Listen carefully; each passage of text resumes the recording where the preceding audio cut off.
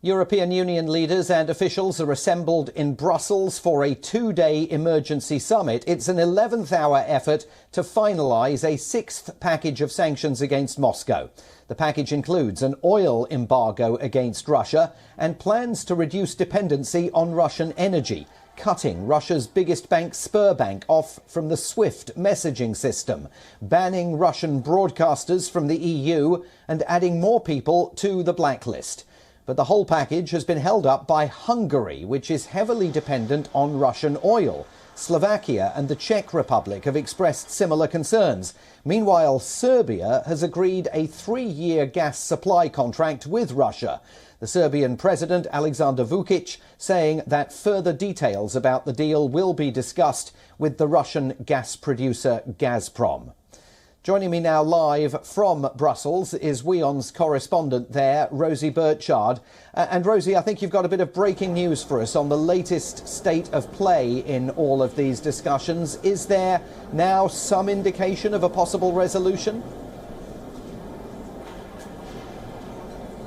Well, Simon, it seems to be very much in flux here. Just a few minutes ago, we had heard that indeed a deal was in sight. We heard from an EU official that EU leaders aimed to reach a political agreement on an oil embargo against Russia. That would be a compromise deal, not a full embargo, but targeting about 2/3 of the oil that the EU currently imports for Russia. However, Simon, we've seen now, just in the few minutes in between, different leaders saying different things. Now, you mentioned Hungary was originally the country which was most vocally opposed to this embargo. Well, the man of the hour, Hungarian Prime Minister Viktor Orban, has now arrived at these talks, and he said there is no compromise yet whatsoever. So it looks like EU leaders are still looking towards some debate as these talks continue. The compromise which looks to be on the table, if there is a compromise to be struck, is to ban only imports of seaborne Russian oil and to have an exemption, for now at least, for imports of oil which arrive via pipeline. Now, that is the compromise put on the table to perhaps convince Hungary and other countries which are a bit sceptical so far of this plan for an embargo. Whether or not the deal is there to be struck now seems to be still very much in question, almost a month after the plans were initially put on the table.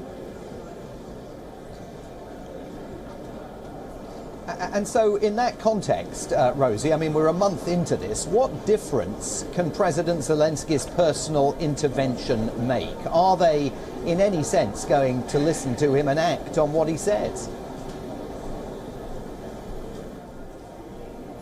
Well, I think EU leaders are very much likely to listen to President Zelensky. Whether or not they act and deliver on his request is an entirely different thing. Now, Ukraine has long accused EU countries which continue to buy Russian oil of essentially helping the Kremlin to finance its war efforts in Ukraine. EU leaders are, on the other hand, expected to agree some new macro-financial assistance for Ukraine for its urgent liquidity needs. But likely President Zelensky will not be impressed by any watering down of this proposal to ban Russian oil imports. And let's not forget that Ukraine wants these sanctions to go even further. It wants the EU to impose a full embargo on all Russian oil and gas. And just seeing how difficult it was for these EU leaders to agree on potential oil import ban, that doesn't particularly bode well for Ukraine's hopes of a ban on imports of Russian gas, which is much more complicated for the bloc, harder to replace.